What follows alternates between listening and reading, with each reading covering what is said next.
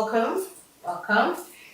We are in season 2 of Mixed Essence. Thank you to everyone that has supported the work that we have done in season 1. Now, for this episode of season 2, we are focusing on the art of foreplay. We spoke about keys to good sex. Seon, were you in that conversation? Yes, I was. Yes. So we spoke about keys to good sex in season 1, and we want to delve into a little more granular level about the topic. So we're focusing on foreplay today. Our special guests are Seon Renville, of course, that has been with us before. Thank you so much for joining us again. No problem. And for your inaugural episode, we have Elder Jacques, who is a pharmacist, has been for 30 years. He's also a husband of one wife, thankfully, and considers himself to be a connoisseur of sex. Okay. So guys, thank you so much for being with us here. So we're talking about foreplay. For frame of reference and context, so what comes to your thoughts and mind when we talk about that? For the list, good morning. Thanks for having me. Good morning to the listening public. I'll make it very simple. For every athlete, you have to warm up before you do your sport. Okay. So foreplay in the context of sex is also warm up. So it's any activity that prepares you before intercourse. Okay.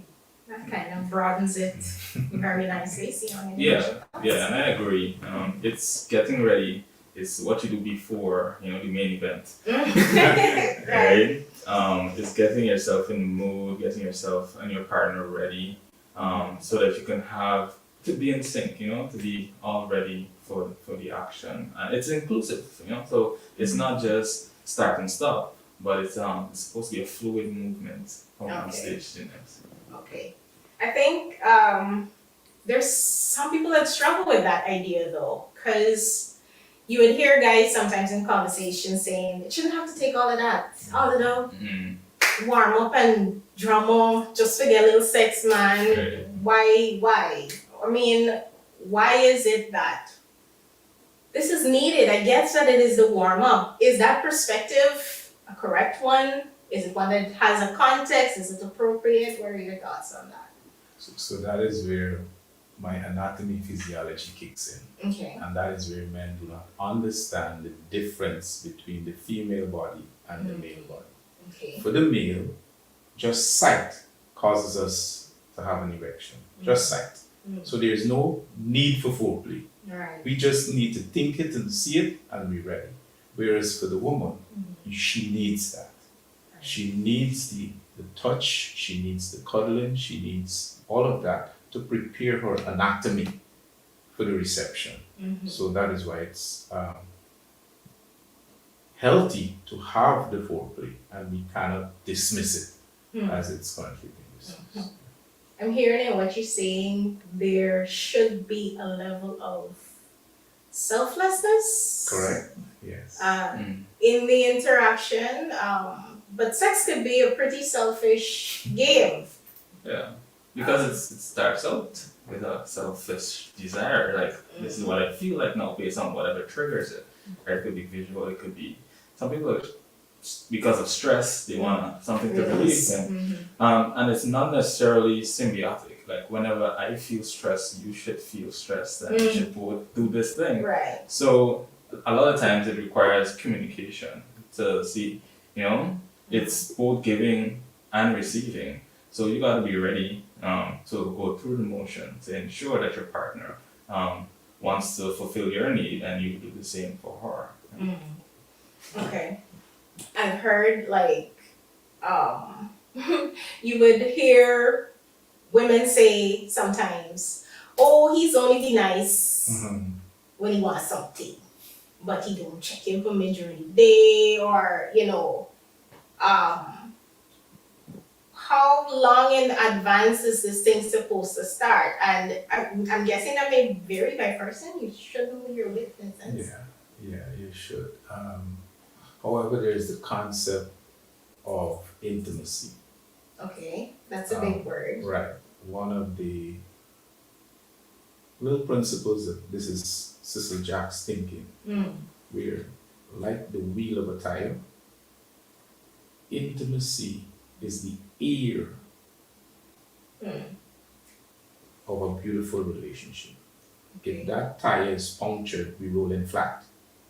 And if the intimacy is punctured, the relationship rolls flat. And so, once the intimacy is maintained, my tire hardness, my intimacy's relative hardness is maintained. 30 psi is whatever it is. Once you maintain the intimacy, my experiences, sex comes easier and naturally. So it's no longer only when I want it, I am nice. Right. My duty as a husband is to maintain that intimacy all the time. So you wake up in the morning, it's intimacy. Hug her, kiss her. Okay. You know, Because I was going to ask you to bring that down. spend that few moments early in the morning just cuddling. You know, it was interesting that I went to elders training and the presenter said, look, alternate it every morning. You say something nice, why I love you, to foster the intimacy, and then you pray about your marriage, and then next day she does the same. And you maintain that intimacy from first thing in the morning. You know, and so throughout the day, a text message, you know, I love you. You like for my wife, I can tell you about my wife. When my wife dresses to go to work, and if I don't give her a compliment, I'm messing with the intimacy. Right? So these are the things. So all of this leads up to the actual foreplay, which is in the bed, right? Which is in the room. Helping with the dishes sometimes is part of that. There's this concept of love language, where helps is one of it. So if you're not speaking your wife's love language, it becomes more difficult. Very true. Yeah, so Very that's true. I remember seeing this picture where the guy was saying what foreplay looks like for women now. And he had like a dish in his hand and he had a broom in a different angle. So yes, that help definitely does support. See, what do you think? Yeah, but I think that's a very ideal situation that you explained. But a lot of guys portray this macho behavior. Right. Like if they become vulnerable, it's somehow demeaning. And so the vulnerability is what, the hugging and the hugging, the cuddles, it's needed. Of course it's needed. But you gotta wonder how come society doesn't, know that? Or how come a lot of guys don't perform that? It's simply because in their circles, when they're gathering with their friends and so on, you don't say, you know what? I hug up one real tight this morning,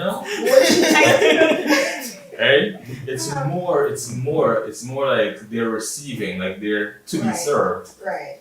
Whenever they need it. So there is a disconnect, a social disconnect as to what actually works and what people or guys perceive to work or perceive as the best practice. And I think we really need to, dispel that mysticism because it is far from it. If you come on macho all rough to women, it gonna just be friction.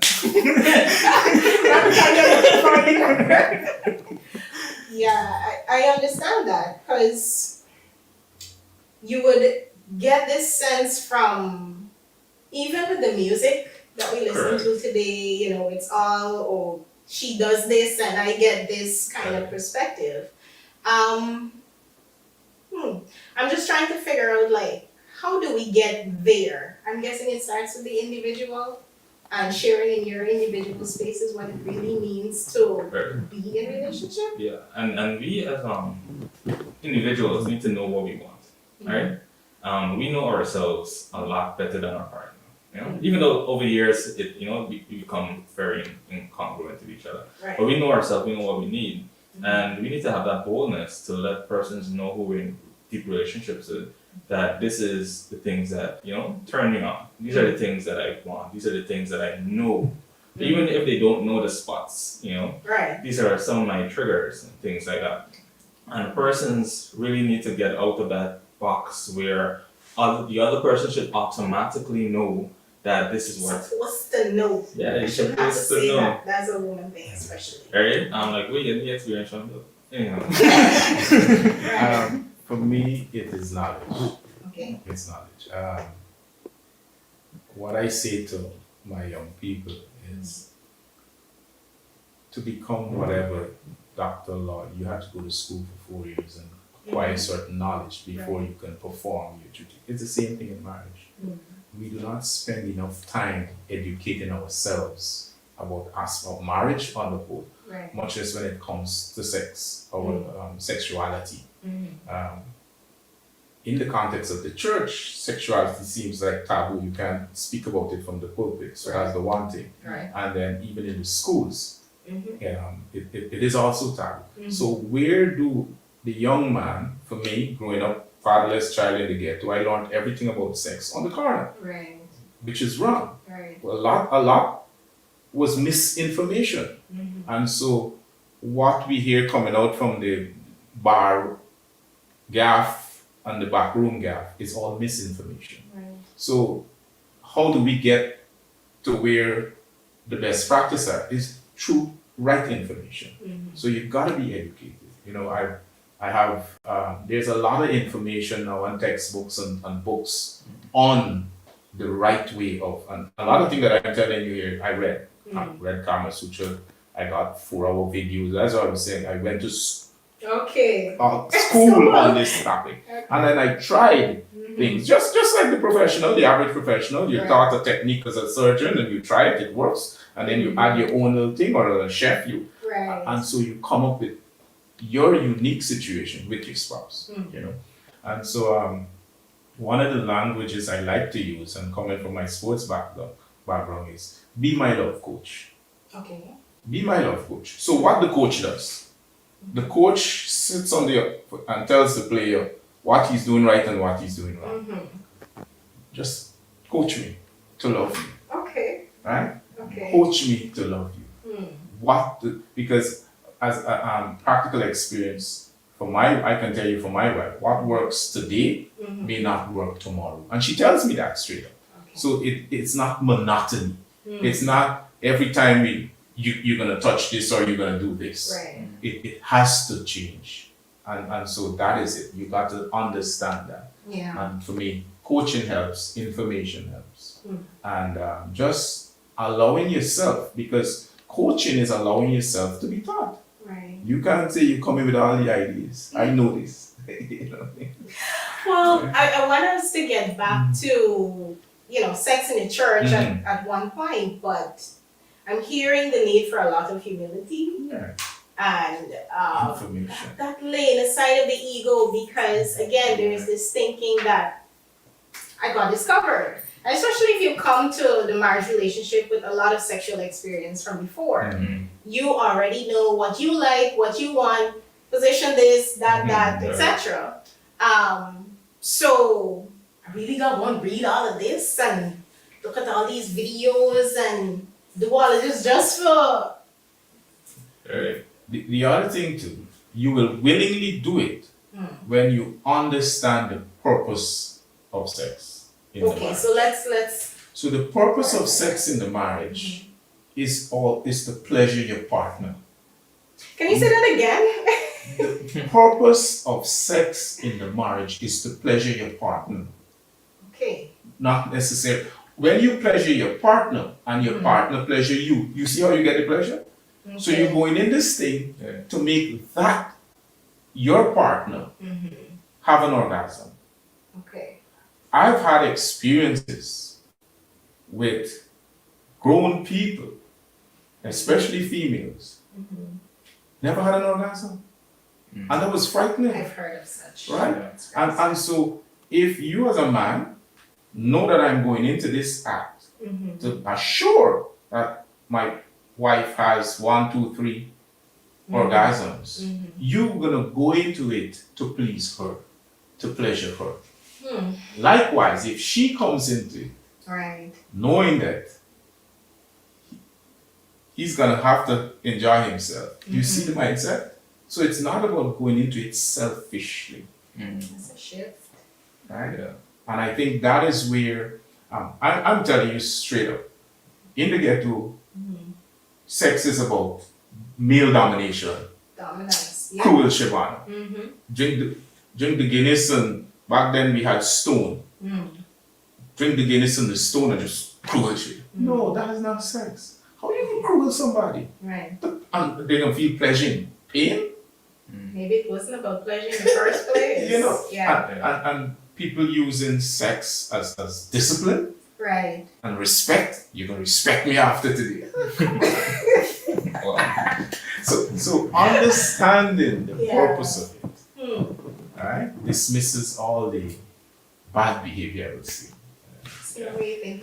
Yeah, I believe so. I believe so too. And it all, for me, it all starts in the minds of those involved, especially women, because you can touch all these spots. If she just upset because of something unrelated, she will not be in the mood, and you can touch, and you ain't reaching. Nowhere. Brick wall. Right? So you really gotta know your partner and be able to put her in a space where she feels safe, secure, comfortable to become a woman, not become a woman, but unfold, that feminine side of her. So you can't just stress the lady out whole day and then come home at night and expect that she be so gentle and not guarded, because it needs to link. And you as a man, you gotta realize that these are some of the things that you're responsible for, right? Don't stress the lady out. That's step one. And in order to do that, each day comes with its own challenges. Right. And she needs to know that, you know what, I have support. Whether I'm feeling up today, down today, I have support at the end of the day. Right? And that puts her in a mindset, she also wants to be a part of this act, because a lot of times women tune out and just be a part of it because they love the guy. Right. I love him, so he wants it, so I'm gonna give it. Give you live. Right. So, but they neglect their own needs, and they become just servant to whomever. And we really, as men, need to see that. Right? Men sometimes don't see. Right? They need to see that. Like, she normally does this today, but somehow today she's not doing whatever, she's moving differently. Ask, find out, be a part of her life intimately, before intimacy. Right. So we need to really want to dive deeply. I'm not sure we have enough time, right? Because even if we do the things that we read online, right, it all comes down to the individual experience that we have with the person, and really knowing who you're with, right? And speaking to their strengths, meeting them with their needs, and so on. And a lot of times we don't take the time to do that. We're busy with our jobs, with work, our professions, and we really just don't have time to just relax and be intimate and have deep, intimate conversations, that leads to all of these things. So a lot of times foreplay, if you just Google it online, you come up with a list of this, a list of that. Right? But it's so much more cerebral. It's so much more a mindset, that gets you in the mood. Because and I'm not sure, this is something I've not read online, maybe it's a thing, but for men, like after an orgasm, it's hard to continue. Why is it hard? Because you're no longer physically there. But sometimes, if women also perform things that you like, niggles and things that you like, you get back into the mood. It's harder, right? Because there's a thing that happens, right? But it can happen, to lengthen the process. And the mindset between the first one and the second one is totally different.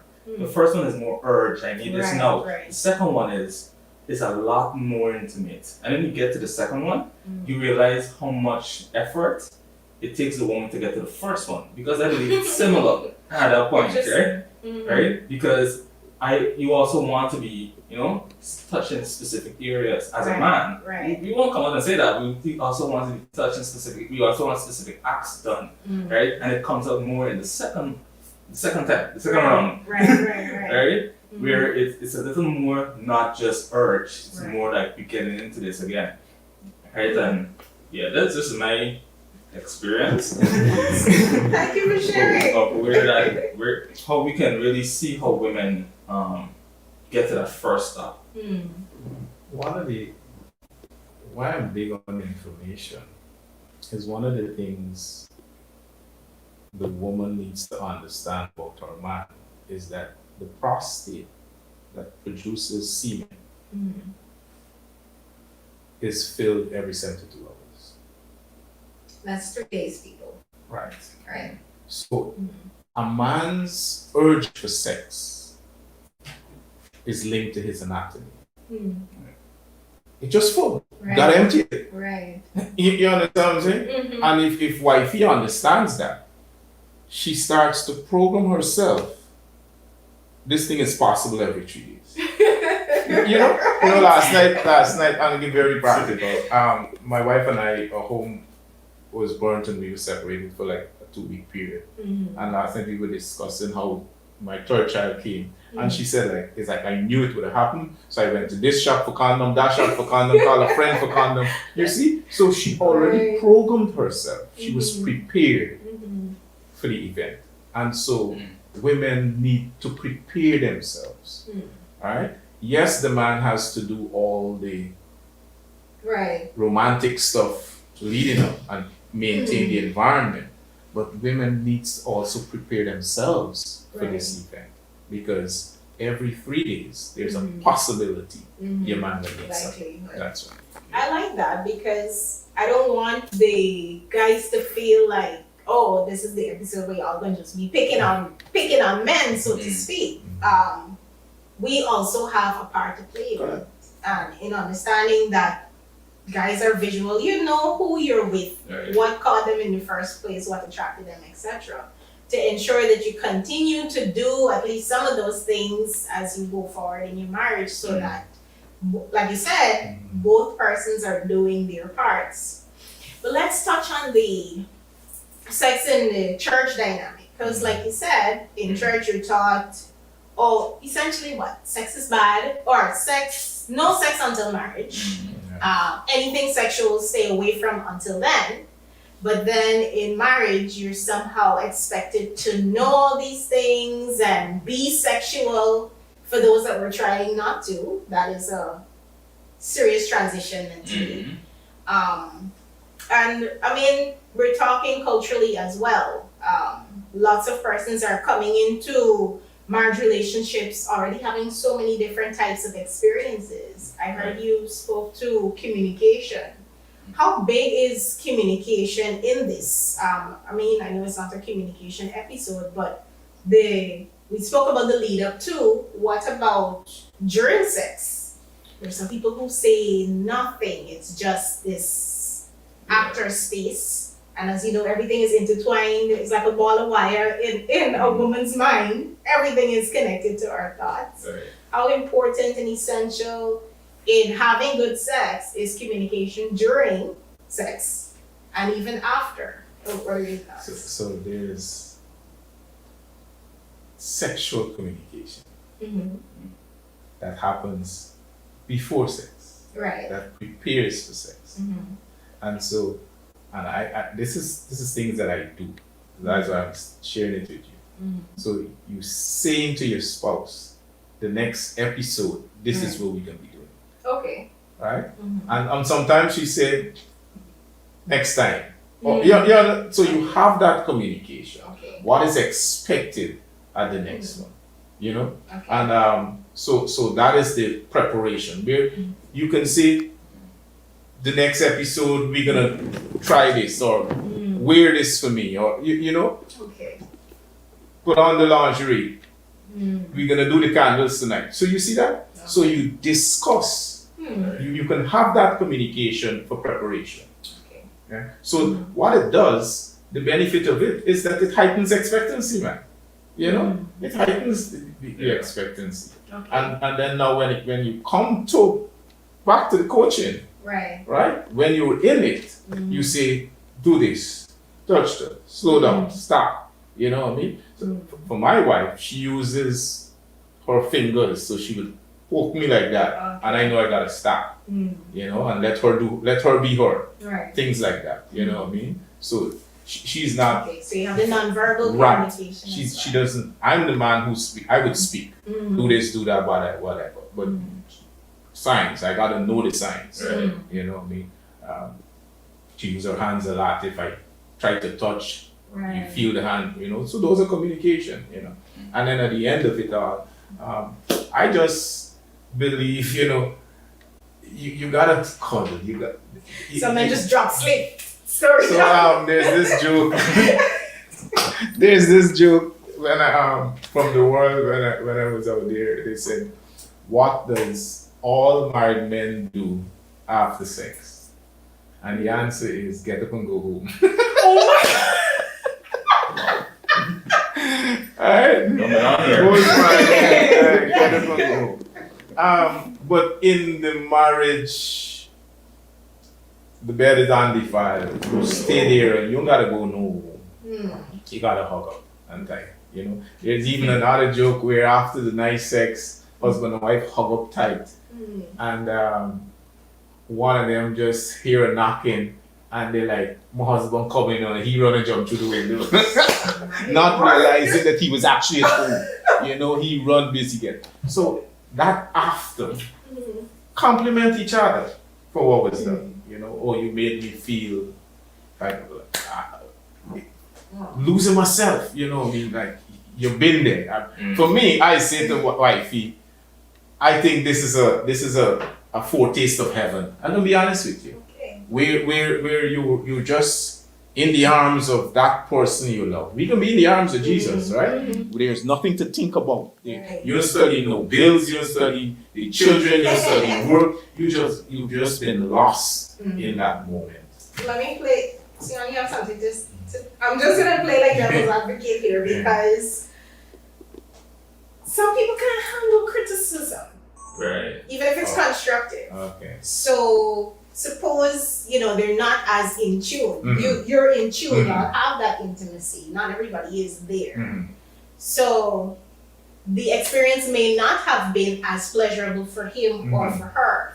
How do you say, I'm guessing there is no one way because everybody is nuanced, but the importance of saying, hey, I really liked X, Y, and Z when you did that was great, etc. Maybe a nice way to say it is, maybe next time we can try this or that, but no, gosh, how we communicate, always the same one thing. Right. So it's the how and the time and place. Sometimes it's not necessary to commit to comment on the critique, make the critique immediately. Right. Probably during the day hanging out, what happened? You notice you slack up here. Right. You see that? It's different, I noticed you slack up here. I didn't feeling you. What happened? And then you might hear, because you'd be surprised that in the middle of this wonderful experience, somebody switches off because of some work, or some distraction. Like for me, who had baggage, one of the things I got to be very careful with is what I say, because what wifey told me is that she thinks about episodes with other people. Right. You see that? So these are the simple things that can put off people. Right. So it's just about time and place and the how to make the critique. Yeah, communication is definitely important before, during, after, and you gotta be open. Yeah. I want to jump on the thing that you said about the bed being undefiled. Yes. I was gonna go back to that. That's a trick word for me in discussion about church and sex and so on. Like this undefiled, like how far can we take undefiled to mean? Because people get kinks and quirks and different fantasies that we want to explore. And suppose people are not into this, tying up and hanging from the ceiling, staying with a whip. But it's something that you like. Should you tell them for fear of, judgment? Good question. Good question and fair question. And the answer is yes, you tell them. Right? However, you do not. I use 3 words for sex. I use explore, exploit, and exercise. So in telling them, you're exploring how far what you think about it, how far my fantasy matches yours. So you're exploring. So tell them, right? And if they're like, no, I'm going down the road, period, you gotta respect that. Because, That's important. right? Because again, back to pleasure you, pleasure me. You can't put somebody through an act that is unpleasurable to them. Right? It doesn't make sense. Just to pleasure yourself. That's selfishness. You know? But, okay, right? Before you go on, And then exercise, back to the exercise. And these are things that I make up, you know. They ain't got no textbook teaching you explore, exploit, and exercise. Right. This is what I create in my mind. Okay. So, and then you exercise it, right? Try not to exploit. I have exploited. And men, a lot of men exploit. The lady says no, and you still forcing yourself. Right. You're boring through anyway. Right. You know. So try not to exploit. But explore as far as how far we can push the boundaries. How far would you like us to go? And still be pleasurable. Right. So my thing is, right? Good. It's all good. But suppose, let's use numbers, right? Suppose my exploration is 10 and hers is 2. Yeah. Why give me the 8s? Again, as I said to you, my worldview is biblical. So the Bible says contentment is godliness. You gotta be contented. I mean, look, listen to me. You gotta use your act of persuasion to see how far you can move. If you can move the pendulum from 2 to, but definitely don't fool yourself. You can get it To 10. right. Really, you wouldn't get it there. Right? Don't fool yourself. They may come to a point, and that's it. No, and I'm telling you from my practical experience. When I was out there in the world exploring, I explored. Trust me. So there's certain things that I did that I was like, blow your head off. But I can't. I mean, I told wifey. Till now, she can. If you give her a call, she can tell you. I was like, baby, if I'm dying, and the only thing that's gonna save my life is this. She said, well, you're dead. Oh my! And it's like, and my acts of persuasion is like every other act. I like. Let me try it now. Sometimes I just walking around the room and say, babes, we can try this. And, hey, you try that. So you keep, as they say, banging, bring down Paul Harbor. Well, keep it to us. But don't force. I get the persuasion element, because sometimes I think, especially women, you might come with this wall against certain things, and the more you relate to your spouse, the more you explore each other, etc. You walls sometimes, in some respects, can chip away at certain things. The challenge sometimes is if you, as a female, said, okay, let me try this thing this one time. Try it. It was okay. And then the expectation that it will continue to happen. So being able to give and take, not just being focused on what you want all the time, but also being able to meet that person part way is really vital and important. Exactly, it is. And there's a danger to it, and this is practical experience. 2 experiences I always share it. When swingers became a thing, I know of someone who took their quiet, decent wife to swingers at, I wouldn't even state where it used to be held. A place. Right? Yes, so they would meet at the weekends. And this quiet, decent wife fell in love with swinging. Oh boy. And he broke up the marriage. The other experience I had was wifey had this fantasy and brought the dildo into the play. And from there on, she started complaining. Brother didn't want to give anymore. Brother want to receive. So wifey got strapped up now. Right. So we gotta be careful. Right? So remember, and again, my worldview is biblical. Corrupt conversation, evil conversation corrupt good manners. The human nature is naturally prone to evil. And so any crack or crevice the enemy can use to get in there, he's going to distort. As good as the intention might be to liven up this thing, right? To liven up this thing, gotta be very careful. Yeah. Gotta be very careful. I think sometimes when you actually just sit and resolve the underlying things, because every relationship has underlying things. Like you mentioned some examples of those.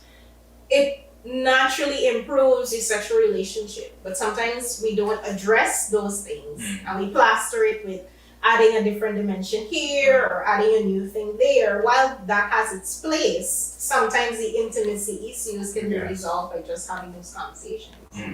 Guys, I think our time is up already. Thank you so much for being here and joining us in this conversation. There is always so much that we can go forward into, but I trust that this was useful and you enjoyed it. So take care and see you in the next one. Thank you very much. Yeah.